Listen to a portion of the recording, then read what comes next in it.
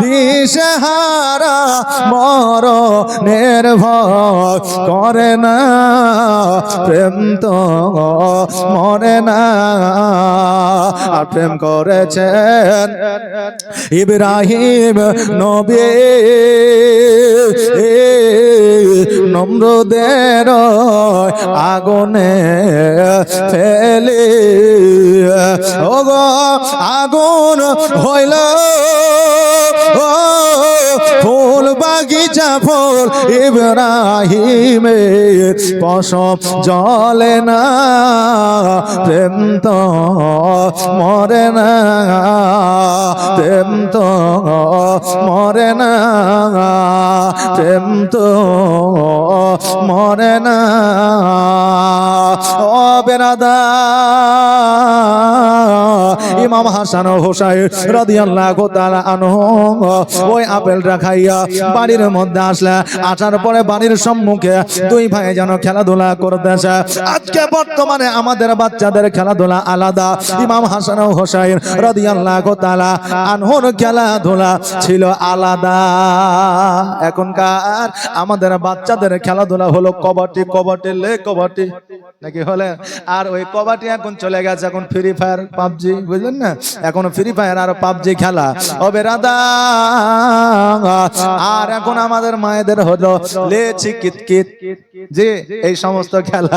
কিন্তু আমার ইমাম হাসান হোসাইনের আমলে খেলা ছিল আলাদা, কারণ তিনাদের খেলার মধ্যে খেলা খেলতো কিন্তু আল্লাহর নৈকট্য তার মধ্যে দিয়েছিল। জোরে বলেন সুবহানাল্লাহ।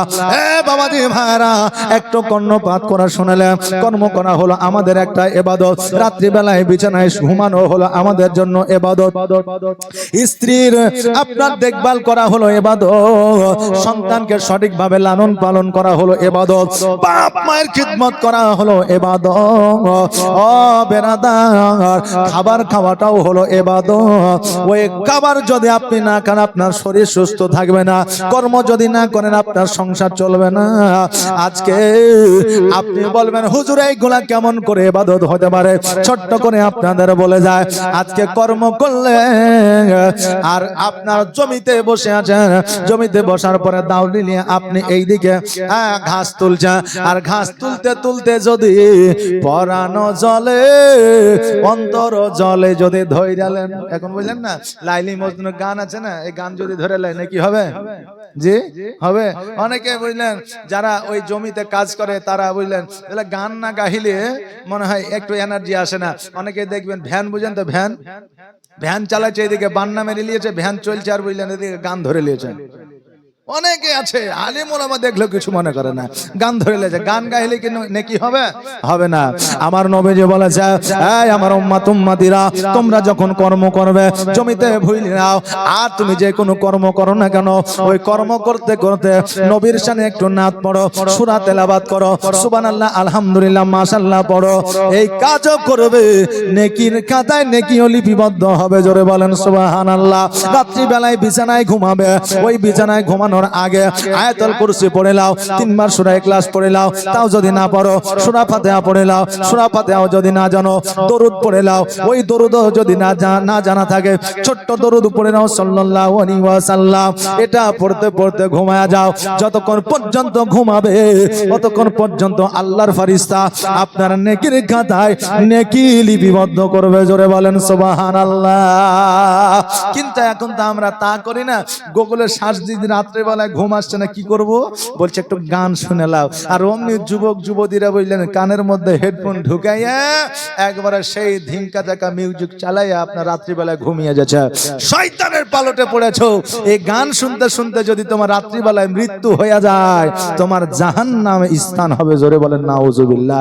অতএব যখন বিছানায় ঘুমোতে যাবে ওযু বানায় নাও, পবিত্রতা অর্জন করে নাও, আর পবিত্রতা অর্জন করে নিয়ে তুমি বিছানায় গিয়ে তুমি আয়াতুল কুরসি বা সূরা ইখলাস বা সূরা নাস বা সূরা ফালাক বা সূরা ফাতিহা বা দরুদ শরীফ পড়ে যদি তুমি ঘুমিয়ে যাও, সারা রাত্রি আল্লাহ তোমার প্রতি রহমত বর্ষিত করবে আর তোমার নেকির খাতায় নেকি লিপিবদ্ধ করবে। জোরে বলেন সুবহানাল্লাহ।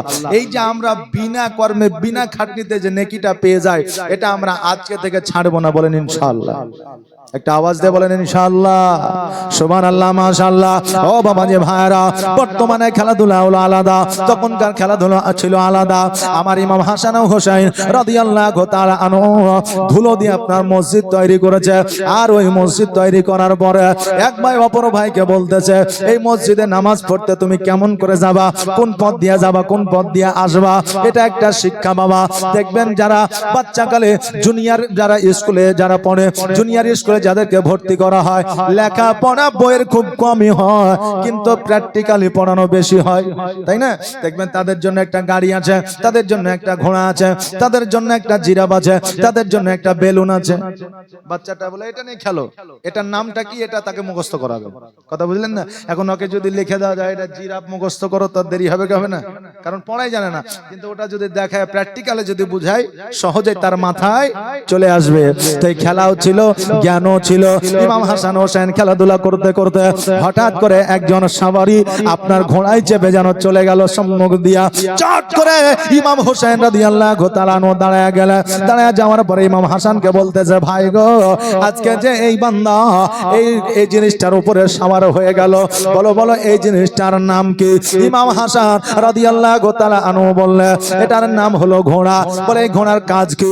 বলে একটা মানুষকে এক জায়গা থেকে অপর জায়গায় পৌঁছে দেয়, তার কোনো কষ্ট হয় না, পায়ে হেঁটে যাওয়া হয় না, কিলোমিটার কিলোমিটার পর্যন্ত নিয়ে যায়। ইমাম হোসেন রাদিয়াল্লাহু তাআলা আনহু বললেন, ওগো ভাই, তবে আমি ওই ঘোড়ার উপরে চাপতে চাই। হাসান বলল, ভাই রে, ও ভাই শোনো, আজকে আমাদের একবেলা খাবার মতো টাকা না, আজকে আমাদের বাড়িতে কোন রকমের টাকা নাই, পয়সা না, একবেলা খাবার পাই না। এই ঘোড়া আমরা কেমন করে ক্রয় করতে পারি, আর তোমাকে ঘোড়ার পৃষ্ঠে কেমন করে চাপাইতে পারি? হোসেন, আমাদের সম্বল নয়, অতএব তোমাকে ঘোড়ার মধ্যে চাপাতে আমি পারবো না, আমার আব্বাও পারবে না, মাও পারবে না, আমার নানাও পারবে না, অতএব এই বাইনা তুমি করিও না। হাসান হোসেন রাদিয়াল্লাহু তাআলা আনহু বললেন, ভাই গো, এই ঘোড়ার পৃষ্ঠে আমাকে যতক্ষণ পর্যন্ত না চাপাবে, ততক্ষণ পর্যন্ত আমার কান্না বন্ধ হবে না। হাসান বলল, ভাই গো, তুমি এইভাবে কান্না করিও না, কারণ তোমার কান্না আমার সহ্য হয় না, আমি তোমার কান্না সহ্য করতে পারি না। হোসেন রাদিয়াল্লাহু তাআলা আনহু অঝর নয়নে কান্না করতে করতে ধুলো বালির মধ্যে আপনার লুটায় পড়লেন, আপনার গণগণি দিয়ে কান্না করতে আরম্ভ করলেন। ইমাম হোসেনের কান্না দেখিয়া ইমাম হাসান রাদিয়াল্লাহু তাআলা আনহু উনিও যেন কান্না করতে আরম্ভ করলেন। আমার নবীজি ওই পথ দিয়ে আপনার মসজিদে যাইতেছিলেন, হঠাৎ করে ইমাম হাসান হোসেন রাদিয়াল্লাহু তাআলা আনহুকে কান্না করতে দেখে আমার নবীজি ছুটে আসলেন। আসার পরে ইমাম হাসান হোসেন রাদিয়াল্লাহু তাআলা আনহুকে বুকের মধ্যে ধরলেন। ধরার পরে বললেন, হোসেন, তুমি কেন কান্দো রে ভাই? ও হাসান, তুমি কেন কান্দো? আজকে তোমরা দু ভাইকে ঝগড়া করেছো, তোমাদের দু ভাইয়ের মধ্যে কি মারামারি হয়ে যায়? দেখবেন বাবা, জগতের মধ্যে পিটাপিটি যদি দুই ভাই থাকে, দেখবেন তাদের মধ্যে খুব ঘুষাঘুষি মারামারি হয়, কিন্তু এটা নয় মারামারি হয় বলে তাদের মধ্যে মহব্বত নাই, এটা নয়। কারণ এক ভাই অপর ভাইয়ের মধ্যে দেখবেন বেশি মহব্বত আছে। জোরে বলেন সুবহানাল্লাহ। হযরত আলী রাদিয়াল্লাহু তাআলা আনহুকে একজন প্রশ্ন করলে, হুজুর গো, ভাই আপন না বন্ধু আপন, কোনটা, কে আপন বেশি? আমার হযরত আলী রাদিয়াল্লাহু তাআলা আনহু বললেন, বন্ধু হলো হীরা আর ভাই হলো সোনা। আচ্ছা, বন্ধু সোনার দাম বেশি না হীরার দাম বেশি? কোনটা? একটা আওয়াজ দিয়ে বলেন না শুনি। হীরার দাম বেশি না সোনার দাম বেশি? হীরার দাম বেশি। তা আমার আলী রাদিয়াল্লাহু তাআলা আনহু বললেন, বন্ধু হলো হীরা আর ভাই হলো সোনা। এবার প্রশ্ন করলে, হুজুর গো, ভাই হলো আপন, ভাই হলো নিজের, অতএব ভাই কেন সোনা আর বন্ধু কেন হীরা? বলে, হুজুর, এটা তো বুঝতে পারলাম না, কারণ বন্ধু কি দামি আর ভাই কি কম দামি? আমার আলী রাদিয়াল্লাহু তাআলা আনহু বললেন, না না না, বন্ধু হীরা এই জন্য, হীরাটা যতক্ষণ পর্যন্ত সঠিক থাকবে, ভালো থাকবে, ওই হীরাটা অতক্ষণ পর্যন্ত হীরার দাম পাবে। কিন্তু ওই হীরাটা যদি পড়ে ফেটে যায়, চটে যায়, হীরার দামটা কমে যাবে, ওই হীরার মতো আর হীরা থাকবে না। আর একটা স্বর্ণকে তুমি রাখো, ওই স্বর্ণকে যতই আঘাত করো না কেন, ওই স্বর্ণ চটবে না, ফাটবে না, টুটবে না। অতএব ওই স্বর্ণার যেই দাম ছিল সেই দামই থাকবে, কমবেও না, বাড়বেও না। ওই ভাই তোমার এমনই ভাই, ওই ভাইকে যতই আঘাত করো না কেন, ওই ভাইকে যতই তুমি কষ্ট দাও না কেন, আজকে তুমি যদি কষ্টের মধ্যে পড়ে যাও, সবচাইতে আগে ছুটে আসবে তোমার নিজের মায়ের পেটের ভাই। জোরে বলেন সুবহানাল্লাহ। এই জন্য আমার হযরত আলী রাদিয়াল্লাহু তাআলা আনহু বলেছিলেন, বন্ধু হলো হীরা আর ভাই হলো সোনা। হীরা পড়ে গেলে ফেটে যাবে, কিন্তু সোনা পড়লে কিয়ামত পর্যন্ত চড়বে না। জোরে বলেন সুবহানাল্লাহ। ও বাবাজি ভাইরা, আমার দয়ার নবী মায়ের নবী বললে, তোমরা কি মারামারি করেছো? হাসান রাদিয়াল্লাহু তাআলা আনহু বললে, না না গো, আজকে আমার ভাই হোসেনকে মারা তো দূরের কথা, আমি চোখ পর্যন্ত তুলে তাকাতে পারি না। আমার ভাই হোসেনকে আমি এত ভালোবাসি। না না, আমার ভাই একটা বাইনা ধরেছে, ঘোড়ার পৃষ্ঠে চাপবে, আমি চাপাতে পারবো না বলেছি, এই জন্য হোসেন কান্না করতে আরম্ভ করেছে। না না গো, বলো বলো, আমরা হোসেনকে কেমন করে ঘোড়ার পৃষ্ঠে চাপাতে পারি? আমাদের বাড়িতে ঘোড়া নাই, আপনার বাড়িতেও ঘোড়া না। আমার নবীজি মিথকে হাসি দিয়া বলতেছে, ও হাসান, তুমি কি জানো না, জানো না তোমাদের জন্য বাড়িতে, আমার বাড়িতে একটা ঘোড়া আছে। এই ঘোড়া চার পায়া ঘোড়া নয়, এই ঘোড়া হলো দুই পায়া ঘোড়া। এই ঘোড়া আর জগতের কোন মানুষের জন্য নয়, এই ঘোড়া হলো তোমাদের জন্য অনলি। অতএব এর ঘোড়া আর জগতে কোথাও পাওয়া যাবে না। হোসেন বলল, নানু গো, আপনার বাড়িতে ঘোড়া আছে, আগে তো বলেননি। বলে, নানু আপনার বাড়িতে যে ঘোড়া আছে আগে তো কখনো বলেননি, শুনিনি। আমার নবীজি বলতে যাও, হোসেন শোনো, এই ঘোড়া আর অন্য ঘোড়া নয়, এই ঘোড়া আমি হলাম নবী, তোমাদের জন্য আমি ঘোড়া হয়ে যাব। আমার পৃষ্ঠে চড়বে, আমার পৃষ্ঠে চড়বে, আর চড়ার পরে আমি তোমাদেরকে ঘোরাবো, তোমার শখ পূরণ হবে। হোসেন বলল, না না গো, তবে আর দেরি নয়, দেরি নয়। আমার দয়ার নবী মায়ের নবী সাল্লাল্লাহু তাআলা আলাইহি ওয়াসাল্লাম যেন বাবা আপনার হামাগুড়ি দিয়ে দিলে। ইমাম হোসেন আমার নবীজির পৃষ্ঠে চেপে গেল। ইমাম হাসান রাদিয়াল্লাহু তাআলা আনহু দাঁড়ায় আছে। আমার নবীজি বলতেছে, ও হাসান, আর দেরি নয়, দেরি নয়, জলদি করে আমার পিঠের মধ্যে উঠে পড়ো। কারণ হাসান এই সুযোগ আর দ্বিতীয়বার পাইবা না। হাসান রাদিয়াল্লাহু তাআলা আনহু উনি যেন একটু ইতস্তত বোধ মনে করছেন। কারণ দেখবেন যখন কোনো খালা, ফুপু, মামা, মামি, নানা, নানি যখন বেড়াতে আসে, যখন 10টা টাকা দেয়, কুদ্দুসলে তো ছোট যারা হয় তারা চট করে ধরে লাই, আর যারা একটু বড় হয় তারা একটু লজ্জা লজ্জা মনে করে, তাই করে কি করে না? তো ইমাম হোসেন চট করে উঠে গেছে, আর ইমাম হাসান একটু বড় তো, ও একটু লজ্জিত লজ্জিত মনে করছে, নানার ঘাড়ে উঠবো। তা আমার নবীজি বলতেছে, হাসান এই সুযোগ পেয়েছো, এই সুযোগ আর পাবে না, অতএব আমার পৃষ্ঠে উঠে যাও, কোনো রকমের লজ্জা করিও না। এবার হোসেন বলল, ভাই, ও ভাই, আর দেরি করিও না, জলদি করে আসো, আমার নানার পৃষ্ঠের মধ্যে উঠে যাও। ইমাম হাসান রাদিয়াল্লাহু তাআলা আনহু নবীজির পৃষ্ঠের মধ্যে উঠলে, ওঠার পরে আমার নবীজি হামাগুড়ি দিয়ে যেন আপনার চলতে আসে। হোসেন বলতেছে, না না, ওই সাওয়ারিকে দেখলাম উটের আপনার পৃষ্ঠে চাপিয়া যাইতেছিল, তার হাতের মধ্যে একটা লাগাম ছিল। না না গো, কিন্তু আমার হাতে তো কোনো লাগাম না। আমার দয়ার নবী মায়ের নবী সাল্লাল্লাহু তাআলা আলাইহি ওয়াসাল্লাম বললেন, ও হোসেন, আজকে আমার তো কোনো রকমের লাগাম না, তবে আমার পিঠের মধ্যে যে চুলগুলো আছে ওই চুলগুলোকে তুমি ঘুরে নাও, ওটাই তোমার জন্য লাগাম হয়ে যাবে। জোরে বলেন সুবহানাল্লাহ। ও বাবাজি ভাইরা, আমার দয়ার নবী মায়ের নবী সাল্লাল্লাহু তাআলা আলাইহি ওয়াসাল্লাম বলে, হোসেন, আজকে তোমার বুদ্ধি আছে রে ভাই, হাসানের বুদ্ধি নাই। কারণ হাসানের লাগাম সম্পর্কে কোনো অভিজ্ঞতা না। ইমাম হাসান হোসেন রাদিয়াল্লাহু তাআলা আনহু আমার নবীজির পৃষ্ঠের মধ্যে উঠে যা। সাহাবীরা আপনার যখন দেখেছে জনজাহানের বাদশা আকা মাওলা মুহাম্মদুর রাসূলুল্লাহ সাল্লাল্লাহু তাআলা আলাইহি ওয়াসাল্লামের পিঠের মধ্যে উঠেছে, সকল সাহাবী এসেছে। আসার পরে আমার নবীজিকে যেন গোল করে ঘেরাও করে দাঁড়িয়ে আছে। নবীজি মিচকে হাসি দিয়া ইমাম হাসান হোসেনকে পৃষ্ঠের মধ্যে চাপিয়েছে। আমার নবীজির হাসি দেখিয়া সাহাবীরা আপনার মিচকে হাসি দিতেছে। হঠাৎ কইরা আমার নবীজির দুই চোখ দিয়ে যেন অশ্র ঝরে যায়, পানি ঝরে যায়। এবার সাহাবীরা বলতেছে, ইয়া রাসূলুল্লাহ, ইয়া হাবিবাল্লাহ নবী গো, এখনই আপনার মধ্যে আনন্দ ছিল, এখনই আপনি মিচকে হাসি দিতেছিলেন, এখন আপনার চোখ দিয়ে কেন আপনার অশ্র অশ্রু ঝরে যায়, আপনার চোখে কেন পানি? নবীজি আপনার চোখের পানি আমরা সাহাবী সহ্য করতে পারি না। ইয়া রাসূলুল্লাহ, ইয়া হাবিবাল্লাহ, আপনি কেন কান্দন করেন? আপনি একটু বলে। আমার নবীজি বললেন, ওই আমার সাহাবীরা শোনো রে, আজকে যে নয়নের মণি কলিজার টুকরা, আজকে যাকে আমি পৃষ্ঠের মধ্যে উঠে নিয়ে ঘুরতেছি, এই নুরানিময় চেহারা ইমাম হাসান ও হুসাইন রাদিয়াল্লাহু তাআলা আনহু একদিন কারবালার ময়দানে শহীদ হয়ে যাবে। আর ইমাম হাসান হুসাইনের যে দুশমন হবে, সে কিন্তু আর পরের ঘরে হবে না। ইমাম হাসান হুসাইনের যে দুশমন হবে, আমার একজন নিকটতম কাছের সাহাবীর সন্তান ইমাম হাসান হুসাইনের দুশমন হবে। সাহাবীরা হতভম্ব হয়ে গেলে একে অপরের দিকে তাকাইতে আরম্ভ করলে, এবার আমার নবীজিকে বলতেছে, ইয়া রাসূলুল্লাহ, ইয়া হাবিবাল্লাহ, নবী গো, বলেন আমরা এই সাহাবী এতজন আছি, এমন কে আছে এত দুর্ভাগ্যমা যার সন্তান ইমাম হাসান হুসাইনের দুশমন হবে, যার সন্তান আওলাদে রাসূলের দুশমন হবে?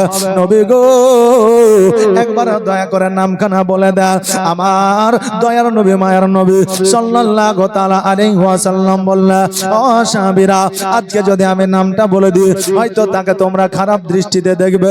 আজকে যদি নামটা আমি বলে দিই, হয়তো তাকে তোমরা আক্রমণ করবে। অতএব না বলা যাবে না। সাহাবীরা বললেন, ইয়া রাসূলুল্লাহ, ইয়া হাবিবাল্লাহ, নবী গো, আপনার কথা আমরা অমান্য কোনোদিন হই না, কিয়ামত পর্যন্ত অবাধ্য হব না।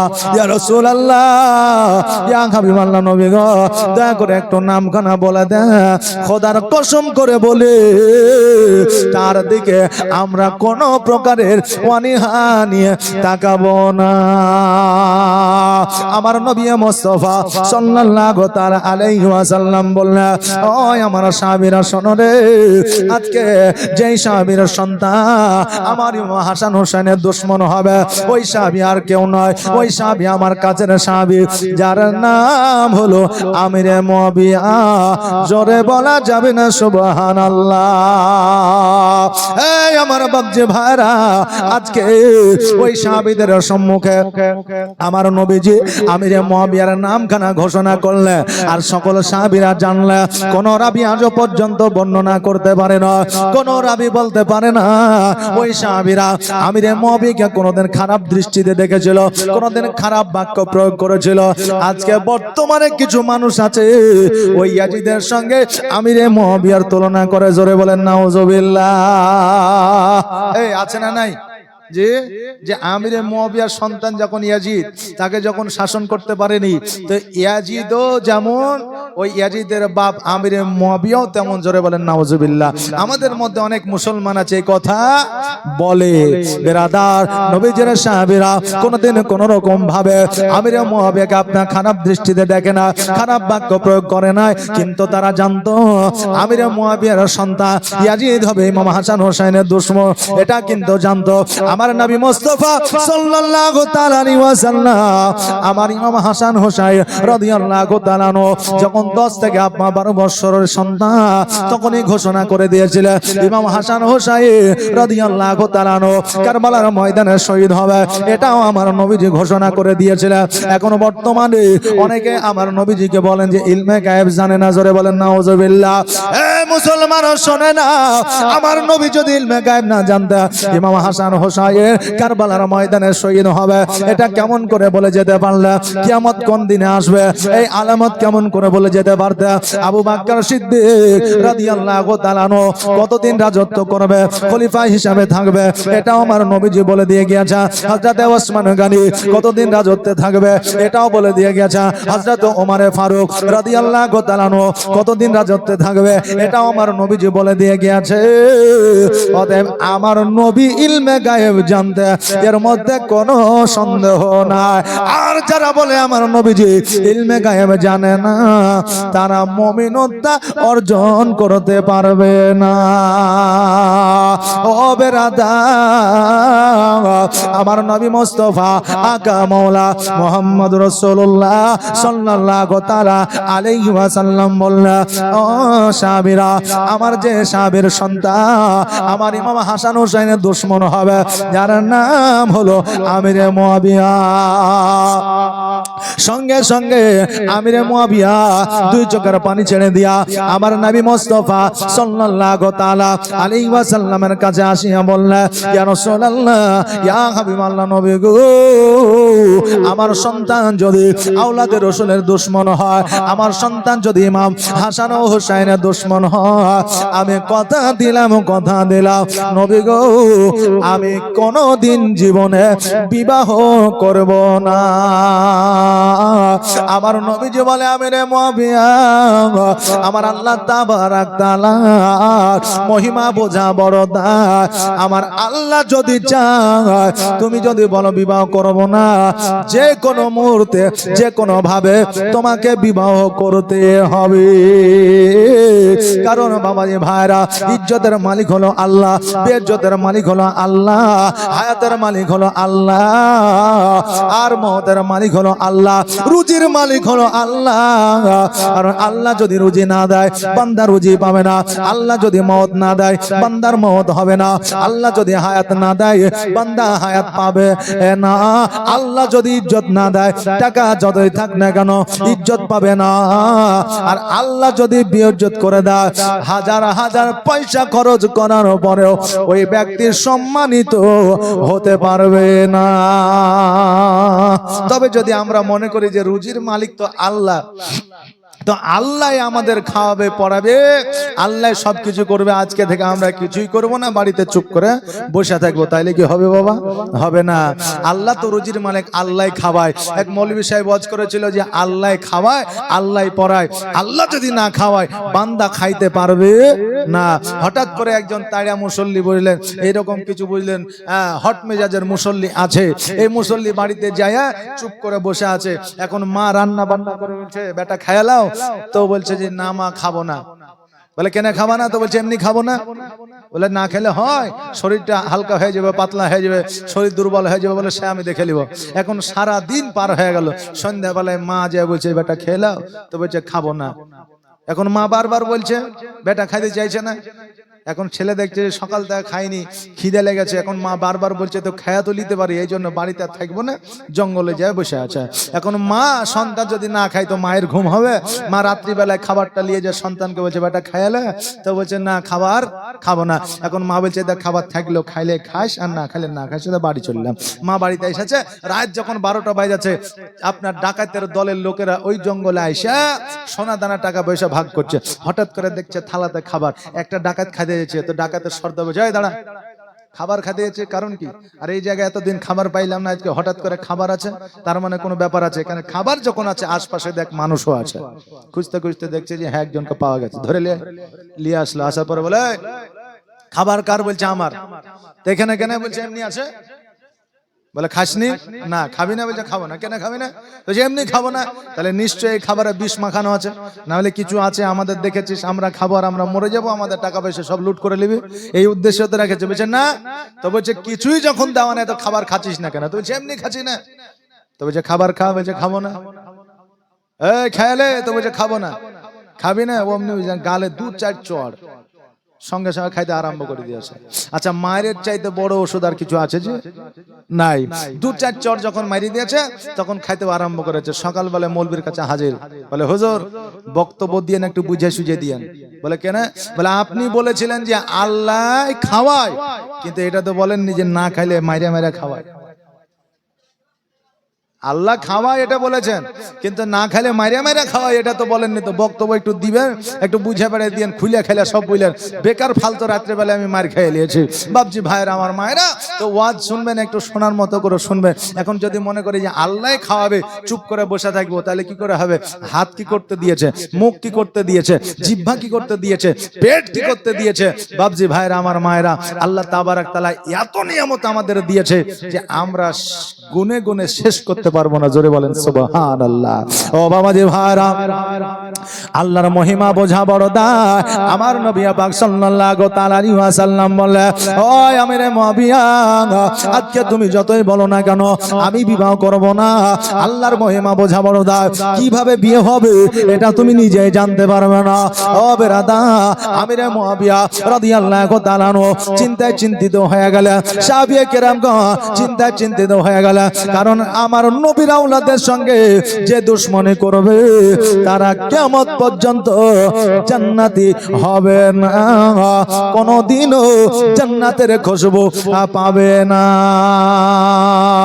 বাবাজি ভাইরা, আমিরে মুয়াবিয়া বাড়িতে গেল, আমার দয়ার নবী মায়ের নবী সাল্লাল্লাহু তাআলা আলাইহি ওয়াসাল্লাম বাড়িতে গেলেন।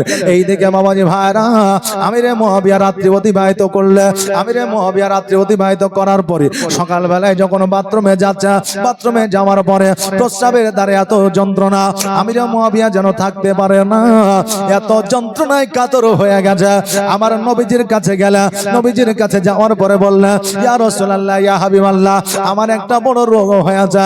আমার নবীজি বললেন, কি রোগ বলো? বলে, হুজুর গো, আমার বড় লজ্জা হয়, এই রোগের কথা বলতে পারি না।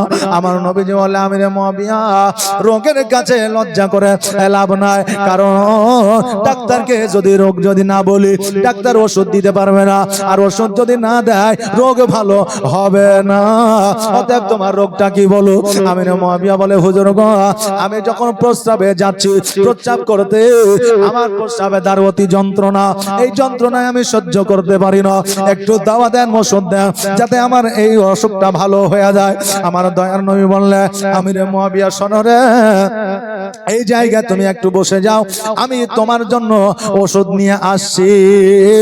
কারণ সেই আমলে, সেই জামানায় আমার নবীর চাইতে বড় ডাক্তার কেউ ছিল না, আমার নবীর চাইতে বড় হাকিম কেউ ছিল না, আমার নবীর চাইতে বড় দর্শন কেউ ছিল না, আমার নবীর চাইতে বড় বিজ্ঞান কেউ ছিল না, আজও হয় নাই, কিয়ামত পর্যন্ত হবে না। জোরে বলেন সুবহানাল্লাহ। ও বিরাদার, আমার নবীজি যখন ওষুধ নেওয়ার জন্য, দাওয়া নেওয়ার জন্য গেলে, আমার আল্লাহ পাক রব্বুল আলামিন জিবরিল আমিনকে ডাক দিয়া বলে, ও জিবরিল, আর দেরি করিও না, দেরি করিও না, জলদি করে যাও আমার নবীর কাছে, আর আমার হাবিবকে জানায় দাও, আমার হাবিব যেন দাওয়া ওষুধ আমিরে মুয়াবিয়াকে না দেয়, কারণ আমার হাবিব যদি দাওয়া দিয়ে দেয়, ওষুধ দিয়ে দেয়, রোগ ভালো হয়ে যাবে। আমার নবীর দাওয়া দেওয়া মানে আমি আল্লাহ, আমার দাওয়া ওষুধ দেওয়া। এই জন্য তো কবির ভাষায় বলেছে যে আল্লাহ নবী আল্লাহ নয়, কিন্তু আল্লাহর চাইতে আলাদাও নয়। জোরে বলেন সুবহানাল্লাহ। আমার আল্লাহ তাবারাক তাআলা বললেন, ও জিবরিল, যাও যাও, জলদি করে যাও, আমার হাবিবকে জানা দাও যেন ওষুধ না দেয়। ওই আমিরে মুয়াবিয়ার জন্য ওষুধ হলো একটা, তাকে বিবাহ করতে হবে, আর বিবাহ করলে অটোমেটিক রোগ সেরে যাবে। জিবরিল আমিন জগতের মধ্যে আসিয়া আমার নবীজিকে জানায়া দিলেন, বুঝায়া দিলে। আমার নবীজি বললেন, ওই আমিরে মুয়াবিয়া, যাও যাও, বাড়িতে যাও, দাওয়া তোমার লাগবে না, ওষুধ লাগবে না, তুমি বিবাহ করে না, তোমার রোগ অটোমেটিক ভালো হয়ে যাবে। আমিরে মুয়াবিয়া জানতে যে আমার নবী যদি ওষুধ দিয়া দেয়, আমার রোগ ভালো হয়ে যাবে। আমিরে মুয়াবিয়া বললে, হুজুর গো, একটা দাওয়াকে দেওয়া যাবে না, একটা ওষুধকে দেওয়া যাবে না। নবী আমার বললেন, না না না, তোমার জন্য দাওয়া নাই, ওষুধ না। আমিরে মুয়াবিয়া জানতো যে আমার নবীর চাইতে বড় ডাক্তার কেউ না, কিয়ামত পর্যন্ত হবে না। এই জন্য কবি বলেছে, বিজ্ঞানীরও বিজ্ঞানী আমার নবীজি।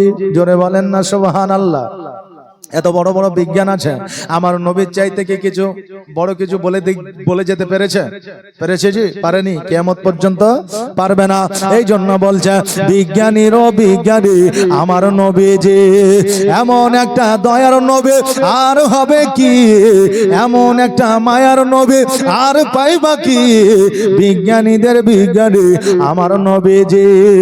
বিজ্ঞানীরা রথের যুগে আকাশেতে যায়, আমার নবী রকেট ছাড়া মেয়েরা যেতে যায়। জোরে বলেন সুবহানাল্লাহ। চাঁদের দেশে বিজ্ঞানীরা যাইতেছে, কেউ ফিরে আসছে, কেউ ফিরে আসে না, তবুও তারা রকেটে, জাহাজে, প্লেনে যাচ্ছে। কিন্তু আজকে থেকে 1442 হিজরি আগে আমার নবীজি প্রথম আসমানে শুধু নয়, সপ্তম আসমান ভেদ করে খোদার সঙ্গে দিদার করেছিলেন। জোরে বলেন সুবহানাল্লাহ। সেই সময় কোন রকেট, জাহাজ, প্লেন ছিল না। তো এখনো বর্তমানে বিজ্ঞান বড় না আমার নবী বড়? জি, বিজ্ঞান বড় না আমার নবী বড়?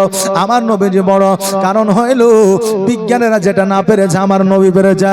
বিজ্ঞানের চাইতেও বেশি খবর আমার নবী দিয়ে গেছে। বিজ্ঞানীরা রথের যুগে আকাশেতে যায়, আর আমার নবী রকেট ছাড়া মেয়েরা যেতে যায়। ওরে এই যুগে কি এমন বিজ্ঞান আর হবে কি? ওরে এই যুগে কি এমন বিজ্ঞান আর পাইবা কি? বিজ্ঞানীদের বিজ্ঞানী আমার নবীজি, বিজ্ঞানীদের বিজ্ঞানী আমার নবীজি।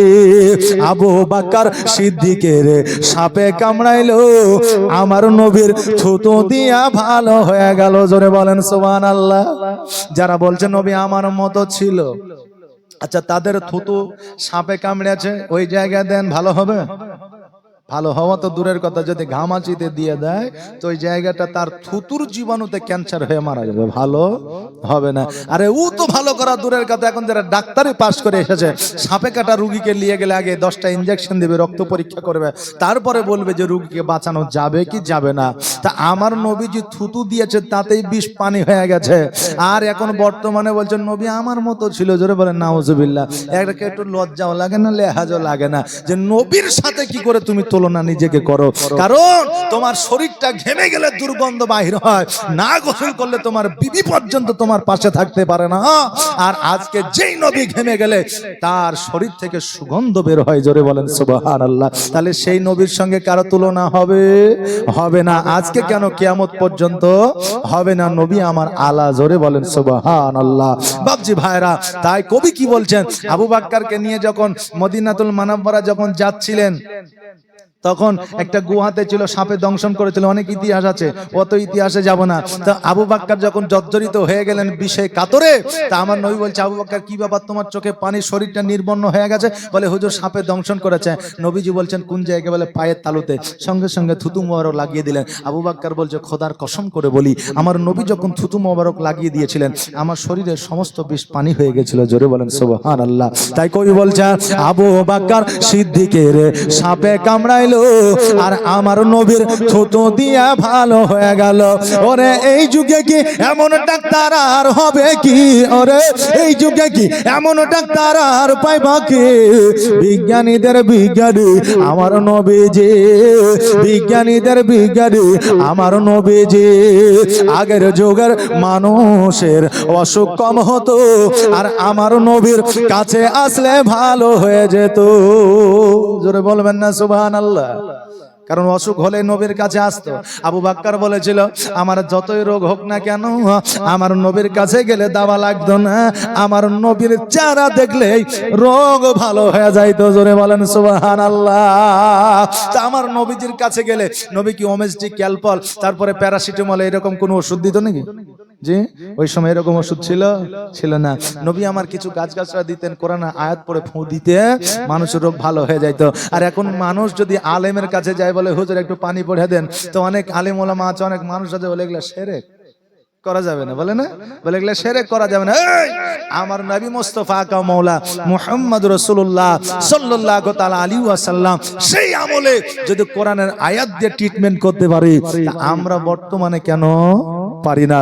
তবে বাবা এখন যদি দেখা যায় যে সাপে কামড়েছে কপালে বা সাপে কামড়েছে বুকে, এখন মাথায় যাতে বিষ না উঠে যায়, টুটিকে যদি কইসা বাঁধা হয় তো ওই রুগী বাঁচবে? জি, তো এইরকম ডাক্তারের কাছে নিয়ে যান না, যারা বুঝে জানে তাদের কাছে নিয়ে যান। কারণ কিছু আডেংলা লোক আছে না জানেও বলে জানে। কথা বুঝলেন কিনা? একজনকে সাপে কামড়াইছে, মারা গেছে, একজন এসে বলছে যে ভাই কি করে মারা গেল? তো বলছে সাপে কামড়াইছে। বলে কোথায় কামড়াইছে? তো বলছে কপালে। বলছে আহারে আরেকটু লেগে, চোখটা তো বেঁচেছে। আরে ও তো মরেই গেছে, তো চোখ বেঁচে আর কাজ কি হবে? হ্যাঁ, তো বলছে মাটি কোথায় হলো? তো বলছে বাবলা গাছের নিচে। তো বলছে যাক লোকটা ছায়াতেই থাকবে। আচ্ছা বলেন, ও মরে গেছে, কবরে থাকবে, ও যদি ভালো কাম করে তো আল্লাহ ওকে অটোমেটিক ছায়া দিবে।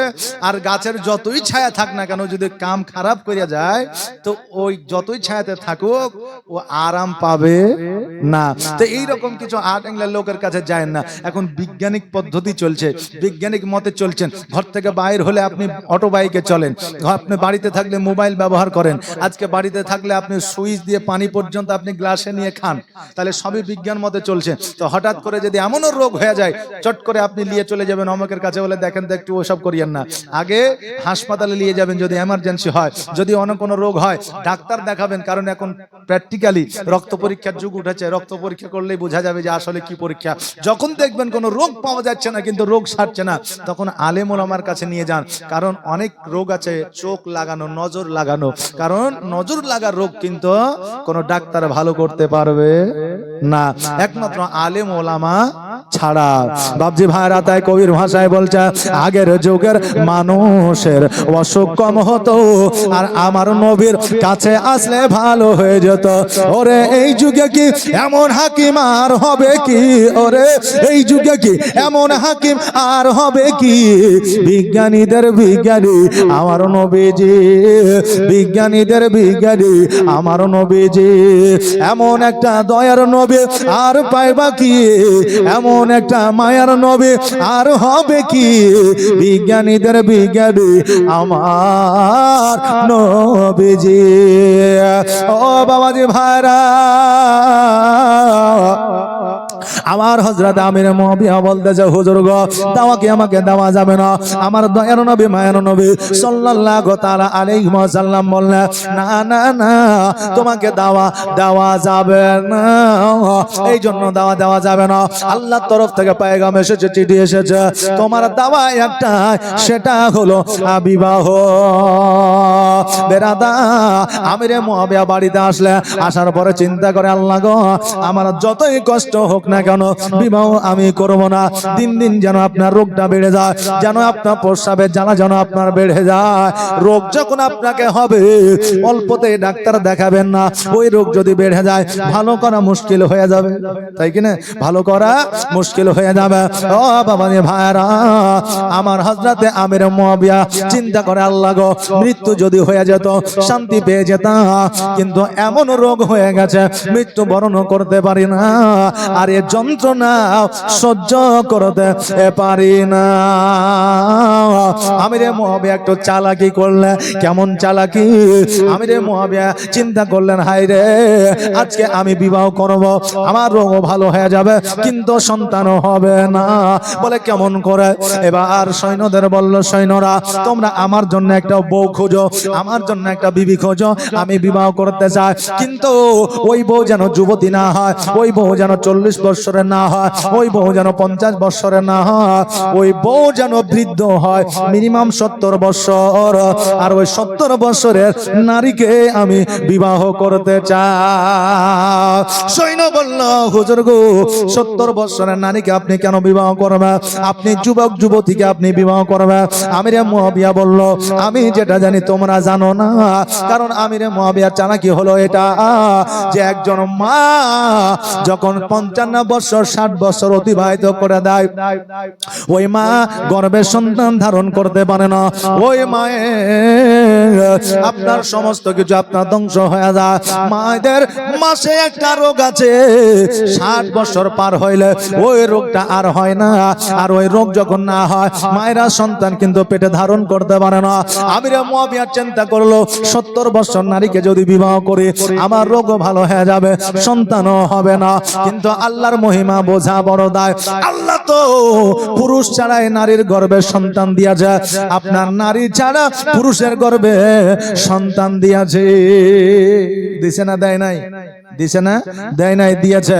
এখন বর্তমানে ফেসবুকে আর টুইটারে আর ইউটিউবে দেখা যায় যে স্বামী স্ত্রীকে কষ্ট দিবে না বলে আপনার কেমন করে না জানি না ডাক্তারি পদ্ধতিতে পুরুষ নিজে গর্ভে সন্তান ধারণ করছে।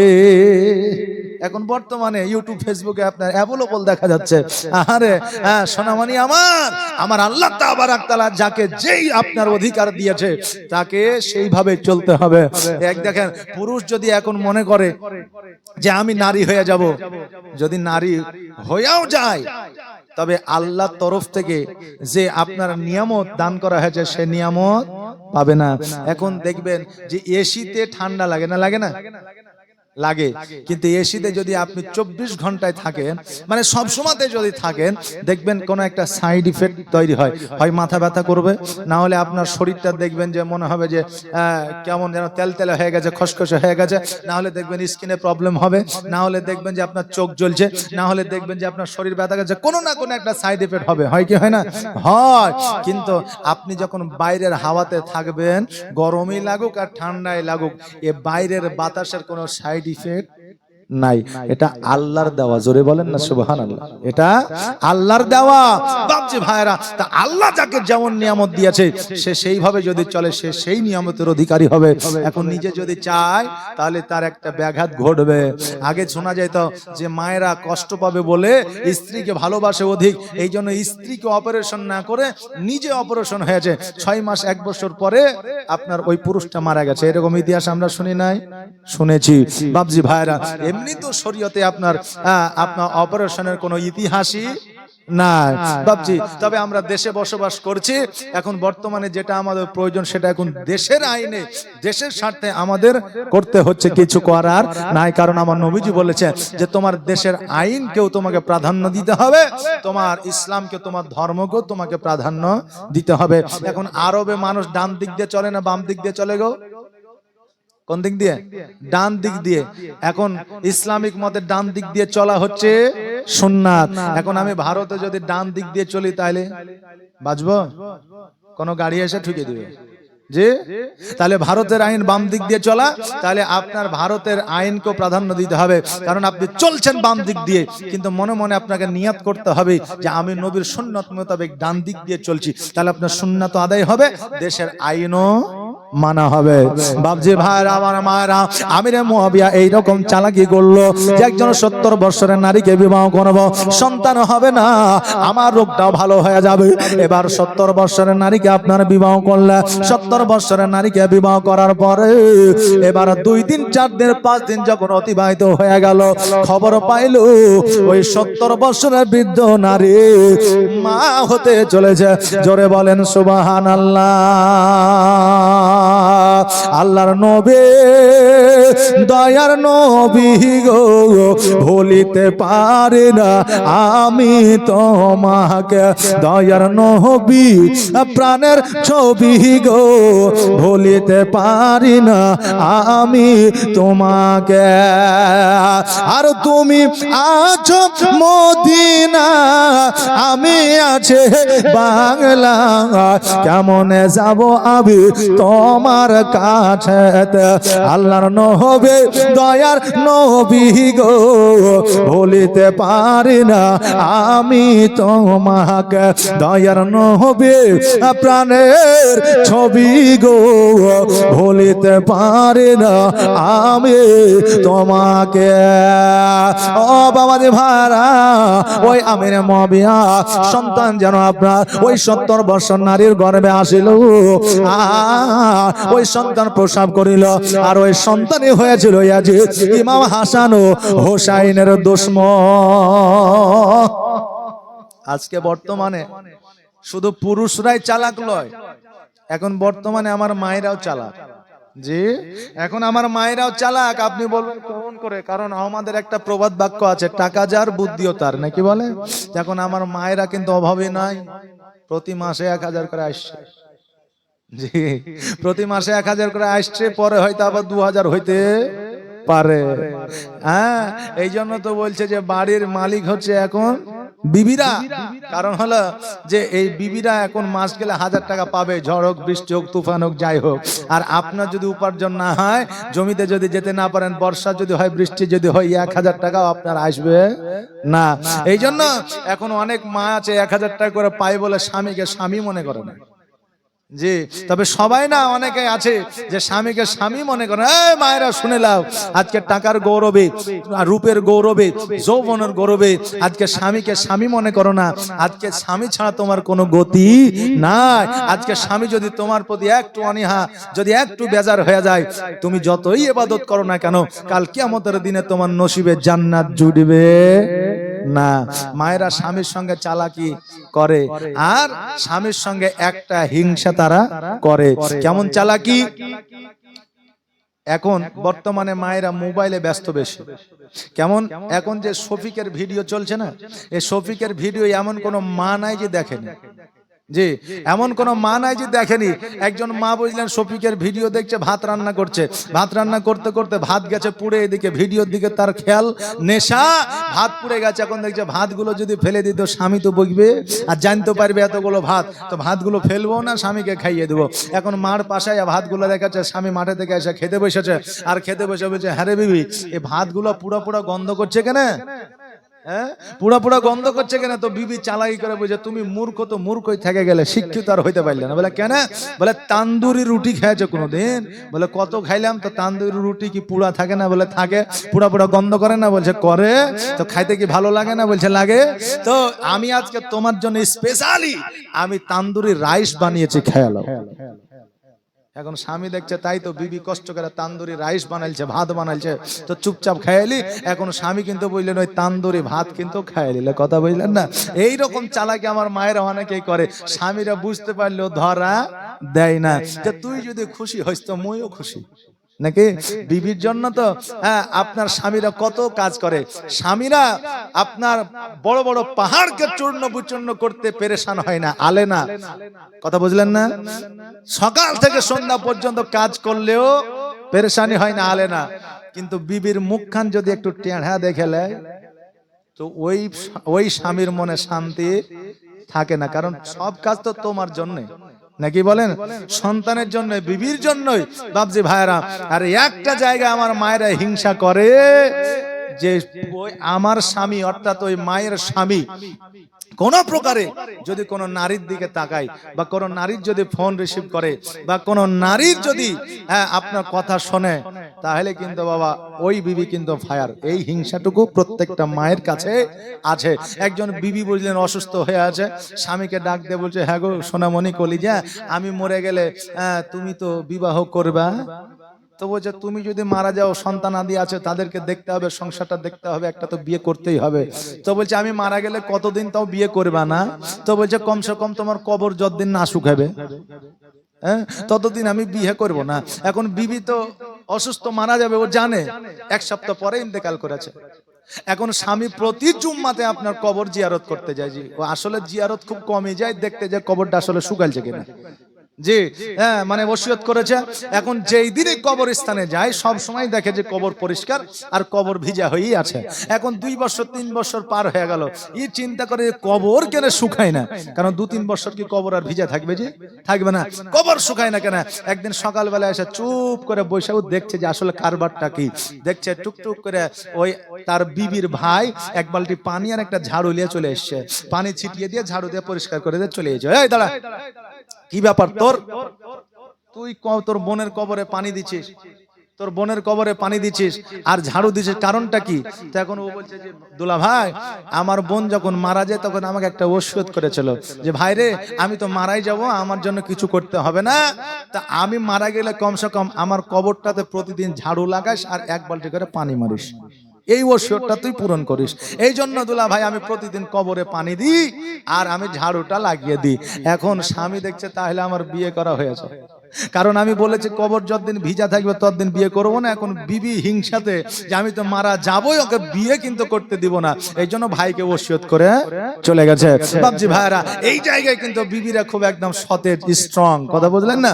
তবে এখানে কি মায়েরা আমাদের এই হিংসাতে পুরুষদের ভালো হয় না খারাপ হয়?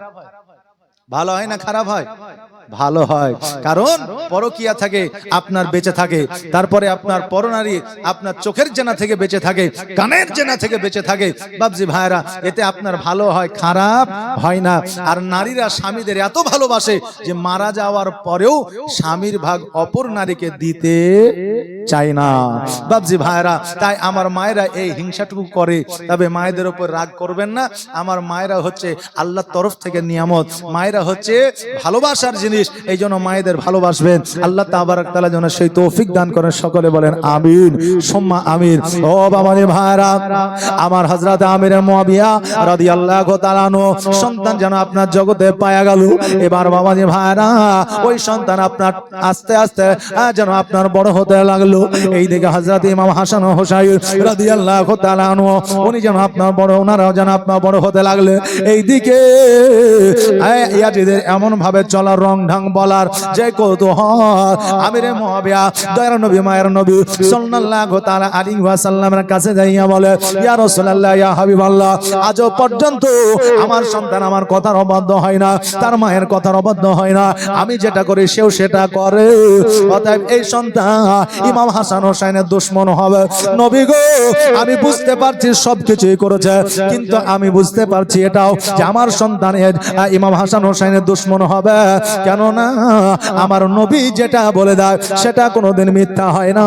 কারণ পাহাড় পর্বত হিলে যেতে পারে, আসমান জমিন হিলে যেতে পারে, কিন্তু আমার নবীর কথার নড়চড় হবে না। ওগো নবীজি, আমি জানতে পেরেছি, বুঝতে পেরেছি আমার সন্তানে ইমাম হাসান হোসাইনের দুশমন হবে।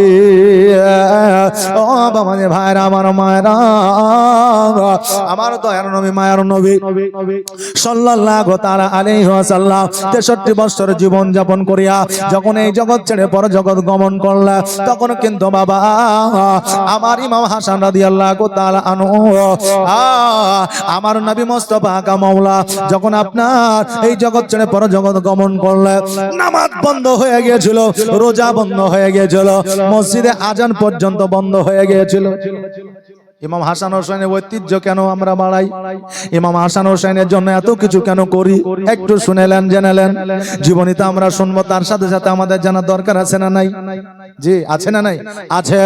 আমার নবী যখন পরলোক গমন করলেন, যখন দুনিয়া থেকে আড়াল হলেন, আমার নবীর শোকে পাগল হইয়া গেল, আজান বন্ধ হয়ে গেল, নামাজ বন্ধ হয়ে গেল। যখন এক সপ্তাহ পার হয়ে গেল, ইমাম হাসান হোসেন চিন্তা করলো, ভাইরে এইভাবে যদি দিনটা অতিবাহিত হতে থাকে, এমন একটা সময় আসবে যে সময়ে মানুষরা নামাজ রোজা করবে না, মসজিদে আজানও হবে না। বেলালকে খোঁজো, বেলালকে পুনরায় আজান দেওয়ার জন্য বলো।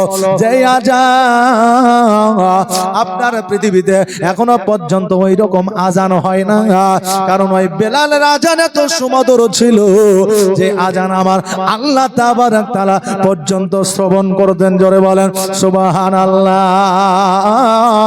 ওই বেলাল আজান দিলে আমার নবীর সাহাবীরা কাজকর্ম বাদ দিয়া বেলাল যতক্ষণ আজান দিত, আজানটা শুনতে আল্লাহর ফেরেশতারা পর্যন্ত বেলালের আজানটা শ্রবণ করতে।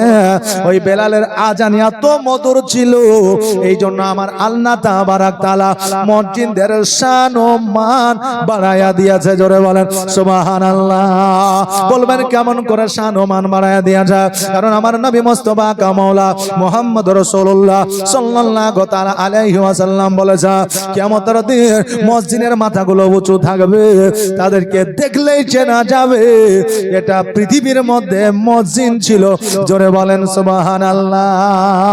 কিন্তু আমাদের আজান যদি হয় আসসালাতু খায়রে মিনারে নাওম, তাহলে মাথা উঁচু হবে?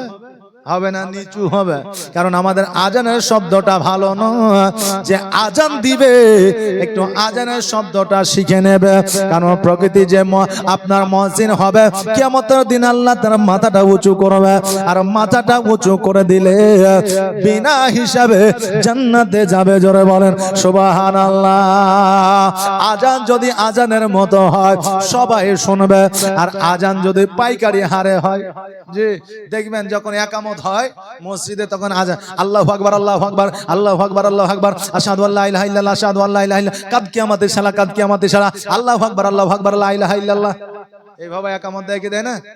যে দেয় না, যে দেয়, কিন্তু এই রকম কি কোনো নিয়ম আছে নাকি? একামতটা আজানের মতো হবে না, খুব তাড়াতাড়ি হবে না। আল্লাহু আকবার, আল্লাহু আকবার, আল্লাহু আকবার, আল্লাহু আকবার, আশহাদু আল্লা ইলাহা ইল্লাল্লাহ, আশহাদু আল্লা ইলাহা ইল্লাল্লাহ। শব্দটা সঠিকভাবে বোঝা যাচ্ছে কি যাচ্ছে না? জি যাচ্ছে। এইভাবে সময় নিয়ে একামতটা দেন, তবে সহি হবে, আর সঠিক হলে আল্লাহর দরবারে কবুল হবে। আজানটা আল্লাহু আকবার, আল্লাহু আকবার। তারা জান চলছে না, আবার দায়িত্ব তাকেই দিয়েছে আজান দেওয়ার। জি হ্যাঁ, আজানটা দিতে হবে সঠিক ভাবে। আল্লাহু আকবার, আল্লাহু আকবার, আল্লাহু আকবার, আল্লাহু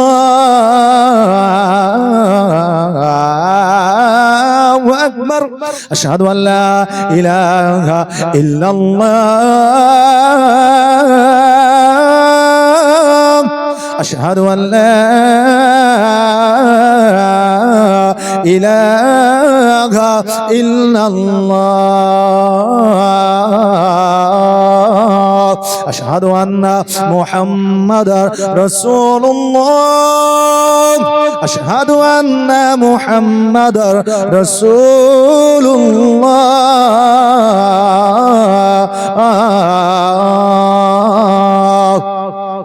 হাইয়া আলাস সালাম,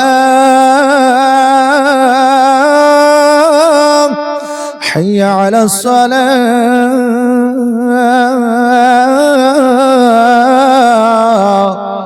আজানটা সঠিকভাবে দিতে হবে। এখন পুরা যদি আজান দিয়ে দেয়, অনেক মুসল্লি আছে দেখবেন সন্ধ্যাবেলায় ঘুমিয়ে গেছে, উঠে নামাজ পড়ে নিবে। জি অনেক মুরব্বী মানুষ আছে, আলসাই কি যাবো, শরীরে ভালো করছে না, একটু ঘুমিয়ে এলি। এবার ও ঘুমিয়ে যে এখন দেখছে যে আজান মনে হয়েছে, তাহলে ফজরে আজান মনে হয়, উঠে নামাজ পড়িলে ও বসে থাকবে তসবিহ আল্লাহু আকবার আল্লাহু আকবার করে। সকালই হয়েছে না, সকালবেলা তোরা আচ্ছা মলবে নিয়ে এসেছিলি রে, বলবে কি বলবে না সুবহানাল্লাহ মাশাআল্লাহ। তো আজান পুরো দেওয়া যাবে না, তবে আজানটা যাতে সঠিক হয়, সঠিক হলে আল্লাহর দরবারে কবুল হবে। আর আল্লাহর দরবারে যদি কবুল হয়, কিয়ামতের দিন আপনার মাথাটাকে উঁচু করে দিবে। জোরে বলেন সুবহানাল্লাহ। বাপজি ভাইরা, ওই বেলালের আজান দ্বিতীয় পৃথিবীতে আর হয় না, কিয়ামত পর্যন্ত আর হবে না। এই বেলালের আজান এমনই পছন্দনীয় ছিল, ইমাম হাসান ও হোসাইন রাদিয়াল্লাহু তাআলা আনহু ওই বেলালকে ধরে নিয়ে আসে, আবার পুনরায় আজান দেওয়া করিয়েছিলেন। একবার দুইবার অজ্ঞান হয়ে জমিনের মধ্যে পড়েছিলেন, তৃতীয়বারে আজান দিয়েছিলেন, সাকসেস হয়েছিল। ওই ইমাম হাসান ও হোসাইন বেলালকে ডাক দিয়া যদি পুনরায় আজান না দেওয়াতে নামাজ হতো না, আজানও হতো না। এখান থেকে বোঝা যায় যে পুনরায় ইমাম হাসান ও হোসাইনের জন্য আমরা পুনরায় নামাজ পেয়েছি, রোজা পেয়েছি, আজান পেয়েছি। এই জন্য ইমাম হাসান ও হোসাইনকে আমরা আহলে সুন্নাত ওয়াল জামাতের মানুষ ভুলতে পারি না, কিয়ামত পর্যন্ত ভুলতে পারবো না। কারণ ইমাম হাসান হোসেনকে ভুলে গেলে নবী পাওয়া যাবে না।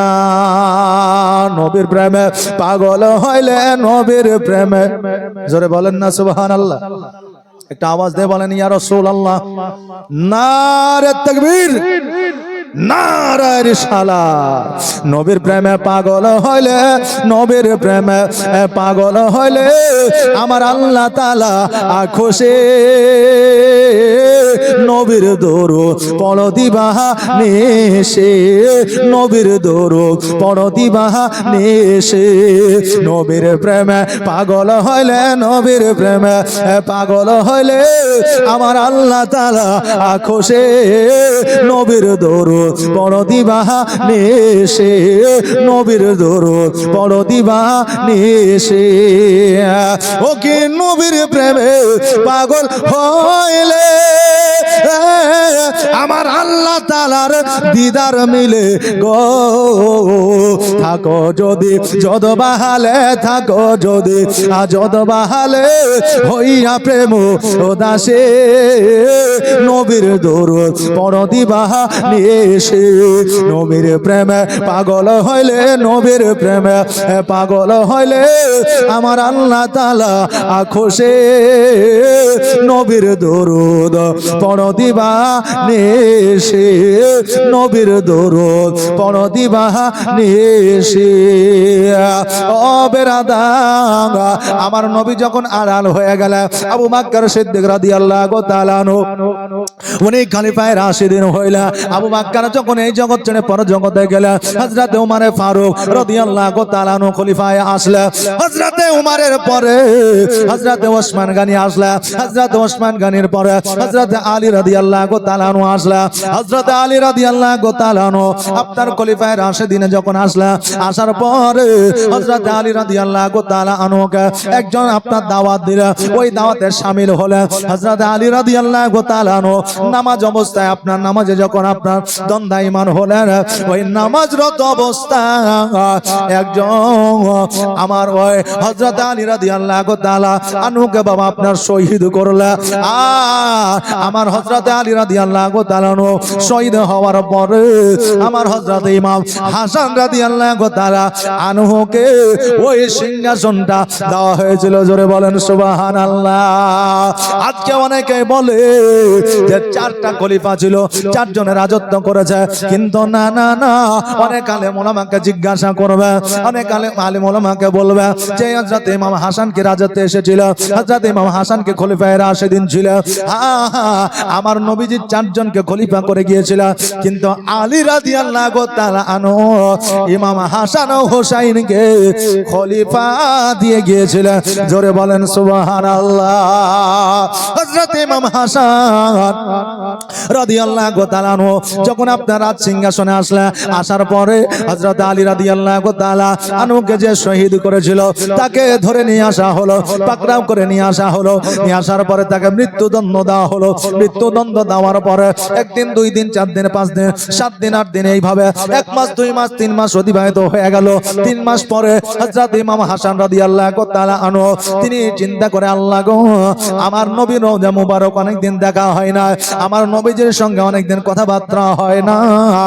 ও বেরাদা, আমার ইমাম হাসান রাদিয়াল্লাহু তাআলা আনহু বলে, আল্লাহ, আমার টাকার দরকার নাই, পয়সার দরকার নাই, আমার সিংহাসনের দরকার না, আমার খলিফায়ে রাশিদিন আমার দরকার না, আমার দরকার হইল আমার নবীর সঙ্গে দিদার করা। জোরে বলেন সুবহানাল্লাহ। নবীর যারা প্রেমিক হয় এখনো পর্যন্ত সোনার মদিনায় গেলে আমার নবীর দিদার হয়। জোরে বলেন, এটা আওয়াজ দিয়ে বলেন। আচ্ছা, আমরা আহলে সুন্নাত ওয়াল জামাতের মানুষ, আমাদের নবী জিন্দা নাকি মুর্দা? জিন্দা নাকি মুর্দা? জিন্দা। আমরা আহলে সুন্নাত ওয়াল জামাতের মানুষ, আমরা একই বাক্যে জানি এবং মানি আমার নবী জিন্দা। যারা মদিনাতুল মুনাওয়ারায় যায়, আমার নবীর সঙ্গে যাদের মহব্বত আছে, দিলের কানেক্টেড আছে, তারা ওই সোনার মদিনায় আমার নবীজিকে দেখতে পায়। ও বেরাদা, ইমাম হাসান রাদিয়াল্লাহু তাআলা আনহু চিন্তা করে, আল্লাহ গো, আমি আর সিংহাসনে থাকতে চাই না। আমির মুয়াবিয়াকে ডাকা হলো। আমির মুয়াবিয়াকে ডাকার পরে বলল, ওই আমির মুয়াবিয়া, আমি চলে গেলাম সোনার মদিনায়, এই সিংহাসনটা তোমাকে দিয়ে গেলাম। আমার ভাই হোসেন যদি আসে, এই সিংহাসন তোমাকে দিয়ে দিতে হবে।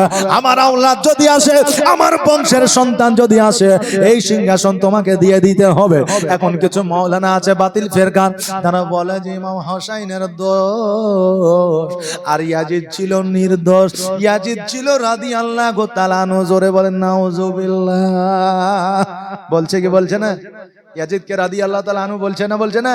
বলছে। বলে ইয়াজিদের দোষ ছিল না, ইয়াজিদ নির্দোষ ছিল। আচ্ছা বলেন, ওদের কথা বাদ দেন, এখন পুরো ইন্টারনেটের যুগ, ওয়েবসাইটে চলে যান, যাওয়ার পরে লিখেন যে কারবালার ময়দানে দোষী কে ছিল, 1 সেকেন্ডও লাগবে না, ইয়াজিদের নাম আসবে। তো একজন বেধর্মিক, একজন খ্রিস্টান, ইহুদি, নাসারা পর্যন্ত জানে যে ওই কারবালার ময়দানে ন্যায়ের পক্ষে ইমাম হোসেন ছিল আর অন্যায়ের পক্ষে ইয়াজিদ ছিল, এটা সবাই জানে। আর কিছু ইহুদিদের দালাল মুসলমান, তারা মুখে দাড়ি রেখেছে, জুব্বা পরেছে, মাথায় পাগড়ি পরেছে, তারা হচ্ছে প্রাকৃতিক ভাবে ইহুদির দালাল। বলছে যে ইয়াজিদ রাদিয়াল্লাহু তাআলা আনহু ছিল, জোরে বলেন নাউজুবিল্লাহ। তার কোনো দোষ ছিল না, এটাই তারা বলতেছে, প্রকাশ করতেছে। আজকে বাতিল ফেরকার মানুষেরা খবরদার, হুঁশিয়ার, এদের কথার উপরে যদি ভিত্তি রাখেন আপনার ঈমান আমল সব বরবাদ হয়ে যাবে, কিছু টিকবে না। বাবজি ভাইরা, ওই ইয়াজিদের আব্বা আমিরে মুয়াবিয়ার কোন আপনার সিংহাসন ছিল না। এখন তারা আবার বলতেছে যে আসলে সিংহাসনের মালিক তো ইয়াজিদ ছিল, কিন্তু ইয়াজিদের বাপও সিংহাসনের মালিক ছিল না, তার বংশধর সিংহাসনের মালিক ছিল না, কারণ ওটা ওসিয়ত হিসাবে দেওয়া ছিল। আমিরে মুয়াবিয়াকে বলল, আমিরে মুয়াবিয়া, আমার ভাই হোসেন যদি আসে সিংহাসন দিয়ে দিতে হবে, আমার আওলাদ যদি আসে সিংহাসন দিয়ে দিতে হবে। আমিরে মুয়াবিয়া বলেছিল, হোসেন হাসান, আজকে আমাকে সিংহাসনটা না দিয়া আজকে তোমার আওলাদকে দিয়া যাও, তোমার ভাই হোসেনকে দিয়া যাও। বলে আমার ভাই হোসেন তো এখন আসবে না, অতএব কিছুদিনের জন্য তুমি সিংহাসনটা চালাও। আমিরে মুয়াবিয়া কথাটা মেনে নিয়েছিল, কারণ আমিরে মুয়াবিয়া জানতেন ইমাম হোসেন, ইমাম হাসান হোসেনের কথার অবাধ্য হওয়া মানে আমার নবীর কথা অবাধ্য হওয়া, এই জন্য মেনে নিয়েছিল। আর মেনে নেওয়ার পরে আমিরে মুয়াবিয়া আপনার সিংহাসনে বসে গেলে, আর আমার ইমাম হাসান রাদিয়াল্লাহু তাআলা আনহু বাড়িতে গেলে, যাওয়ার পরে ইমাম হোসেনকে বলল, ভাই রে, আমার সিংহাসনের দরকার না, যাও যাও তুমি সিংহাসনটা দেখো, তুমি সিংহাসনটা নিয়ে নাও। ইমাম হোসেন বলেছিল, ভাই গো, কিয়ামত পর্যন্ত যদি তুমি হায়াতে থাকো, আমি হোসেন কিয়ামত পর্যন্ত সিংহাসনে বসবো না, কারণ বড় ভাই থাকতে আমি হোসেন সিংহাসন চাই না। জোরে বলেন সুবহানাল্লাহ। আর বর্তমান বাজারে একটা বাপের চারটা সন্তান, বাপের মালিকানা নেওয়ার জন্য একে ভাই অপর ভাই মারামারি করতে আছে না, করছে না, করছে। কিন্তু একটা শিক্ষা নিয়ে নে, ইনাদের পরিবেশ কেমন ছিল, আচার আচরণ ব্যবহার কেমন ছিল একবার দেখা। হোসেন বলল, ভাই গো, আপনি যতদিন পর্যন্ত হায়াতে আছেন আমি সিংহাসনে যাব না, সিংহাসনের আমার দরকার না। তবে ভাই আপনি সিংহাসন কেন ছেড়ে আসলা? হাসান বলল, ভাই রে, আমার নবীর সঙ্গে অনেকদিন দেখা নাই, সাক্ষাৎ না, আমার নবীর সঙ্গে আমি হাসান দিদার করতে চাই। আর আমার মদিনায় নিবানে দয়ার নবীজি, আমার মদিনায় নিবানে নবী, আমার মদিনায় নিবানে তুমি, আমার মদিনায় নিবানে দয়ার নবীজি, আমার মদিনায় নিবানে নবী, আমার মদিনায় নিবানে নবীজি, আমার পাগল বানায়া আজ মদিনায় লুকায়া, আমার পাগল বানায়া আজ মদিনায় লুকায়া, অন্তরেতে মদিনার পুরানি নবী, অন্তরেতে মদিনার পুরানি দয়ার নবীজি, আমার মদিনায় নিবানি তুমি, আমার মদিনায় নিবানি দয়ার নবীজি, আমার মদিনায় নিবানি নবী, আমার মদিনায়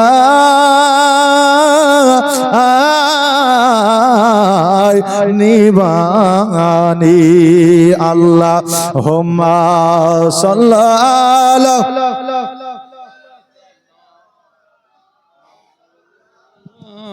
মুহাম্মাদ ওয়ালা আলে সাইয়্যিদিনা মাওলানা মুহাম্মাদ সাল্লাল্লাহু মুহাম্মাদিন সাল্লাল্লাহু মুহাম্মাদ হরদম জবান সনে কালো পাক নামে, মুহাম্মাদ হরদম জবান সনে কালো সফিয়ানা মুহাম্মদ। আমার বাবাজি ভাইরা, আমার ইমাম হাসান রাদিয়াল্লাহু তাআলা আনহু ইমাম হোসেন রাদিয়াল্লাহু তাআলা আনহুর কাছ থেকে আমার নবীজির রওজায় গেলে আমার নবীজির রওজায় যাওয়ার পরে সালাম খানা দিলেন, আসসালামু আলাইকা ইয়া রাসূলুল্লাহ, আসসালামু আলাইকা ইয়া হাবিবাল্লাহ। আমার নবীজিকে সালাম দিলেন। নবীজিকে সালাম দেওয়ার পরে নবীজির সঙ্গে কথাবার্তা বললে, কথাবার্তা বলার পরে আমার ইমাম হাসান রাদিয়াল্লাহু তাআলা আনহু আমার নবীর মহব্বতে পড়িয়া গেলেন। আমার নবীর মহব্বতে পড়িয়া যাইয়া আমার নবীকে বললেন, ইয়া রাসূলুল্লাহ, ইয়া হাবিবাল্লাহ, আমার সিংহাসনের দরকার নয়, আমি আর সিংহাসনে যাব না, আমি আপনার কাছ থেকে কোথাও যাইতে চাই না। আমার নবী মুস্তাফা কামলা মুহাম্মদ রাসূলুল্লাহ সাল্লাল্লাহু তাআলা আলাইহি ওয়াসাল্লাম যেই জায়গায় আরাম করতেছে ওই জায়গাটা আজকে আমি চিহ্নিত করিনি, আপনি চিহ্নিত করেন না, কেউ চিহ্নিত করে না। আমার নবী জগতের মধ্যে যখন না এসেছিলেন তার আগে আমার আল্লাহ ওই জায়গাটাকে চিহ্নিত করে দিয়েছিলেন। জোরে বলেন সুবহানাল্লাহ। ইমাম হাসান রাদিয়াল্লাহু তাআলা আনহু ওই জায়গায় আপনার দিনগুলো অতিবাহিত করতে লাগলেন। সোনার মদিনায় ইমাম হাসান আর ইমাম হোসাইন রাদিয়াল্লাহু তাআলা আনহু রয়ে গেলেন। এইদিকে আমির মুআবিয়া অসুস্থ হয়ে গেছে। আমির মুআবিয়া বারবার যেন চিঠি পাঠাইতে আছে, হাসান আর দেরি নয়, দেরি নয়, আসো আসো, তোমাদের সিংহাসন তোমরা বুঝে না, আজকে আমি বড় অসুস্থ, না জানি কখন আমি চলে যেতে পারি, কখন আমার মওত হয়ে যেতে পারে, অতএব তোমাদের সিংহাসন তোমরা বুঝে নাও। আমার সন্তান ইয়াজিদ যদি আমার সিংহাসন পেয়ে যায় হয়তো পরবর্তীতে তোমাদের সিংহাসন দেবে কিনা জানি না, তবে আমি হায়াতে থাকতে সিংহাসন তোমাদের বুঝায় দিতে যা। ইমাম হাসান রাদিয়াল্লাহু তাআলা আনহু চিঠি পেয়েছিলেন, পত্র পেয়েছিলেন, কিন্তু ওই চিঠিতে ইমাম হাসান রাদিয়াল্লাহু তাআলা আনহু যায় না। ইমাম হোসেনকে বলেছিলেন, ইমাম হোসেন বলেছিল, ভাই গো আপনি থাকতে আমি সিংহাসনে বসতে চাই না। এইভাবে আপনার দিনগুলো যখন যাইতে লাগলো হঠাৎ করে আমির মুআবিয়া ইয়াজিদকে ডাক দিল। ইয়াজিদকে ডাক দিয়া ভালো করে বুঝায়া বলল, বেটা শোন রে শোন, আজকে সিংহাসন তোমার নয়, আজকে সিংহাসন তোমার বাবার নয়, আজকে সিংহাসন তোমার আওলাদের নয়, আজকে সিংহাসন তোমার বংশের নয়, আজকে সিংহাসন হলো আমার নবীর আওলাদের, আজকে সিংহাসন হলো নবী বংশের, আজকে সিংহাসন হলো ইমাম হাসান হোসাইনের। আজকে তোমাকে দায়িত্ব দিয়ে গেলাম, কারণ আমি আর জগতের মধ্যে থাকবো না। যখনই ইমাম হাসান ও হোসাইন আসবে আমার ওসিয়ত মোতাবেক এই সিংহাসনটা তাদেরকে বুঝায়া দিবে। আমির মুআবিয়া রাদিয়াল্লাহু তাআলা আনহু একবার নয়, দুইবার নয়, বারবার করে নিজের সন্তানকে বুঝায়া গিয়েছিল। আমির মুআবিয়া হঠাৎ করে একদিন এই জগৎ ছেড়ে পর জগৎ গমন করলেন। একবার আওয়াজ দিয়ে বলেন, ইন্না লিল্লাহি ওয়া ইন্না ইলাইহি রাজিউন। ওই ইয়াজিদ যখন সিংহাসনের মধ্যে বসলো, ইয়াজিদের মাথায় কিন্তু চক্রান্ত শুরু হয়ে গেল। শয়তানের কাজ হলো শয়তানি করা, তাই না? শয়তানের কাজ হলো শয়তানি করা। ইয়াজিদের মাথায় চক্রান্ত শুরু হয়ে গেল। হায় হায় রে, আজকে যে সিংহাসনটা আমি পেয়েছি, আজকে যদি ইমাম হাসান যদি চলে আসে তাকে দিয়ে দিতে হবে, আমাকে আবার রাজত্ব ছেড়ে দিতে হবে, আমাকে সৈন্য হতে হবে, আমাকে গোলাম হয়ে যেতে হবে। হোসেন আসলে হোসেনকে দিয়ে দিতে হবে, আমাকে আবার গোলাম হয়ে যেতে হবে। অতএব ইমাম হাসান হোসেন যতক্ষণ থাকবে আমার রাজত্বের কোনো গ্যারান্টি না। অতএব ইমাম হাসান হোসেনকে যদি সরায় দেওয়া হয় এর রাজত্ব আমার রয়ে যাবে। চক্রান্ত শুরু হয়ে গেল। ইতিহাসকে তারা পড়ে না, ইতিহাসকে তারা জানে না যে আসলে দোষী ইয়াজিদ নাকি হোসাইন। আজকে ইয়াজিদকে বাদ দিয়া হোসাইনের নামে তারা কটূক্তি করে। আরে শোন, আজকে তোদের স্থান কিয়ামতের দিন জাহান্নামে হবে। ইয়াজিদ সৈন্যদের ডাক দিল, ডাক দেওয়ার পরে বলল, সৈন্যরা আজকে তোমাদের জন্য আমি বড় উপহার রেখেছি। বলে কি উপহার? বলে উপহারটা হলো এই, একটা রাজত্ব তোমাদের দিয়ে দিব। বলল কিসের জন্য? কাজটা কি, কামটা কি? বলে কাজটা হলো এই, ইমাম হাসানকে শহীদ করতে হবে। সৈন্যরা এক বাক্যে বলল, হুজুর গো এখানে এতগুলো সৈন্য আছে, একজনের ক্ষমতা নাই আমার ইমাম হাসানকে শহীদ করবে। একজন তো দূরের কথা, কথা, সমস্ত সৈন্য যদি ইমাম হাসানের কাছে চলে যায় তবুও সমস্ত সৈন্য ইমাম হাসানকে শহীদ করতে পারবে না।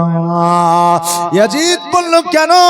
বলে এই জন্য পারবে না, আপনি হয়তো তাকে দেখেন না, আপনি হয়তো তাকে চেনেন না, কিন্তু আমরা দেখেছি রাজত্ব করেছে 6 মাস, ভয়ে আমরা থরথর করে কেঁপেছি।